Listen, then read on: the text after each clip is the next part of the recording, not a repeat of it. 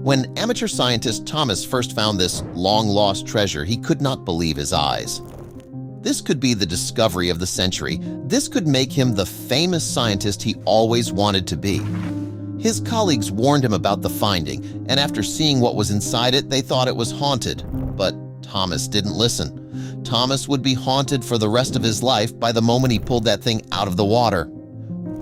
Before we start our story, smash the like button, make sure to subscribe, and hit the notifications bell so you won't miss any new stories.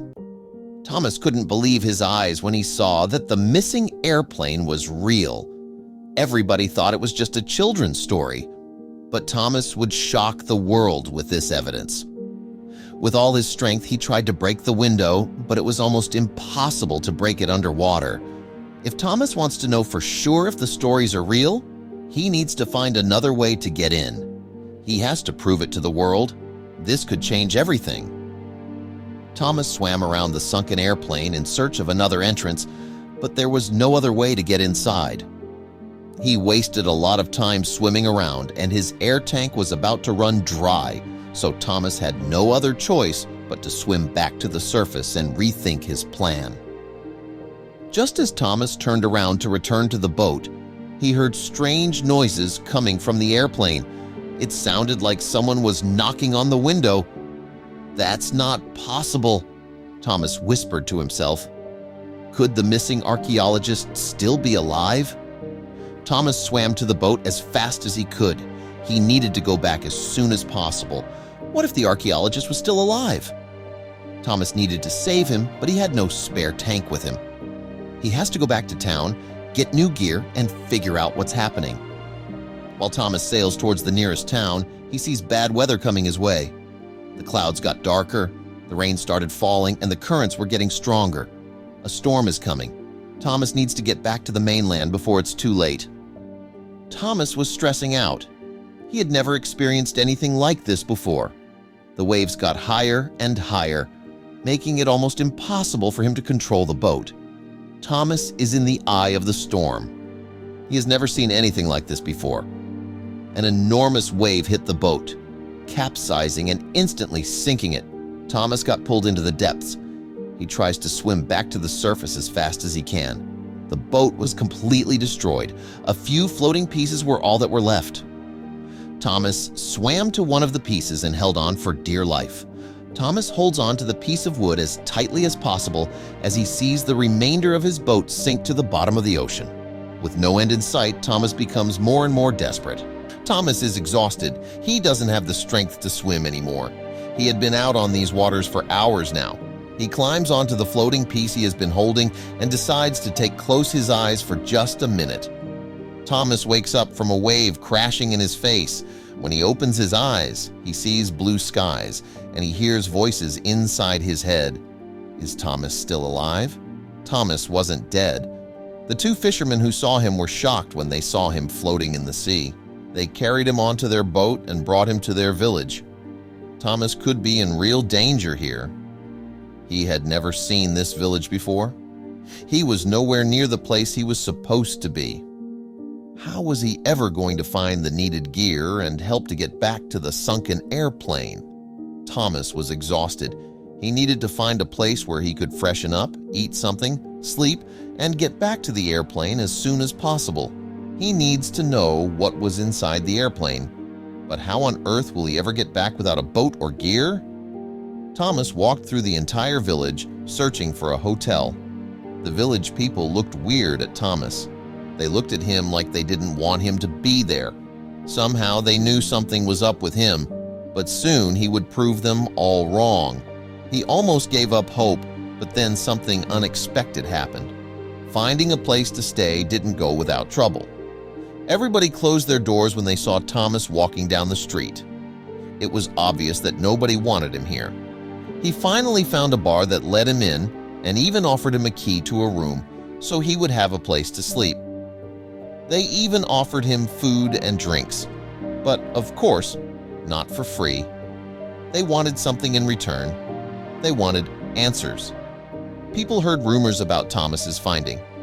They heard that he had found a hidden treasure while he was out in the ocean.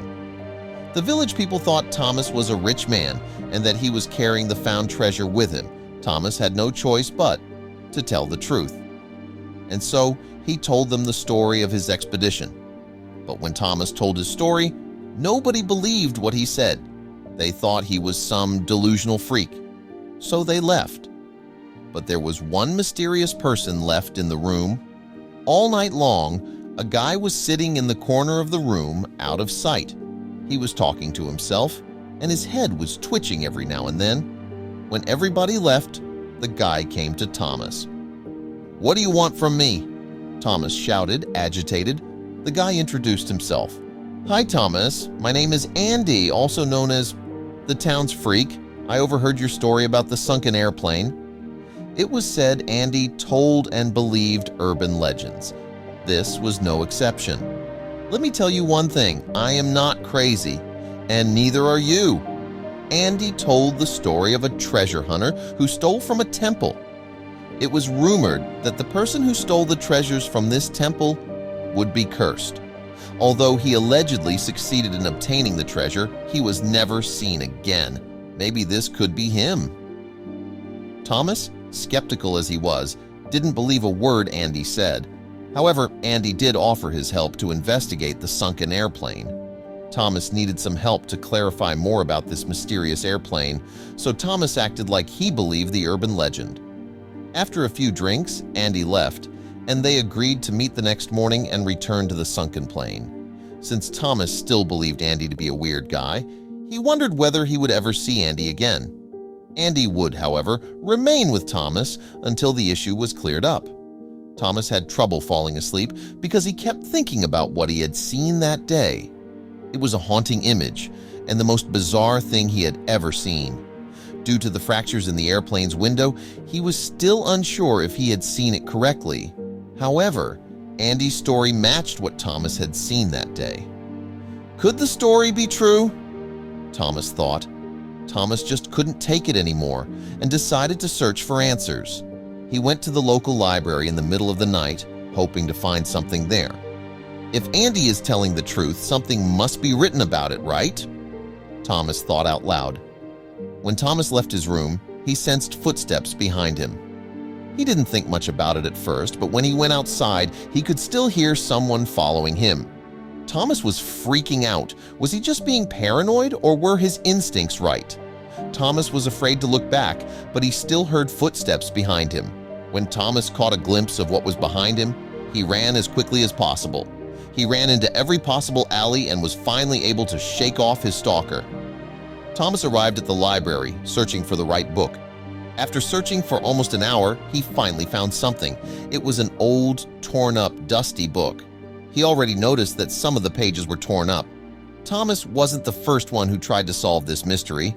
After flipping through hundreds of pages, he found an image that confirmed Andy's crazy story. Thomas couldn't believe his eyes. Andy was right after all. What Thomas saw in that image confirmed everything he thought and saw that day. This will change everything. Thomas attempts to tear some of the pages, but while he does so, he notices a shady man in the library's corner. Could this be the same guy that was following him? When Thomas was running away from his stalker, he couldn't tell who this man was, but his gut told him that that was his stalker. Out of fear, Thomas instantly ran away. But when he turned around, there was already someone standing behind him. Thomas has never been this scared in his life. Thomas felt like this was his end. He needed to confess everything. He had never experienced this kind of situation before, and he had never been good at lying, so Thomas had no choice but to confess his plans. But then, with all the luck in the world, something happened that would change everything. "Hey, Thomas, right? I was wondering if you could help me with something. I can't reach the shelf of the book you're holding. Can you put it back when you're done reading it?" Fortunately, it was the library worker. A relief came off Thomas, his shoulder, but he still wanted to leave the library as fast as possible. He went back to the hotel and went straight into bed. When Thomas woke up in the morning, he was eager to find out what was inside the airplane. But when he turned around, he got the shock of his life. Andy was sitting next to Thomas's bed, waiting for him to wake up. "What the hell are you doing, Andy?" Thomas found it very strange that Andy was suddenly sitting beside his bed. "What are you doing here?" Thomas shouted at Andy. Andy was silent for a minute, got up, and walked away. "I wonder why they call you the town freak," Thomas said. Eventually, Thomas and Andy met again in the hotel lobby.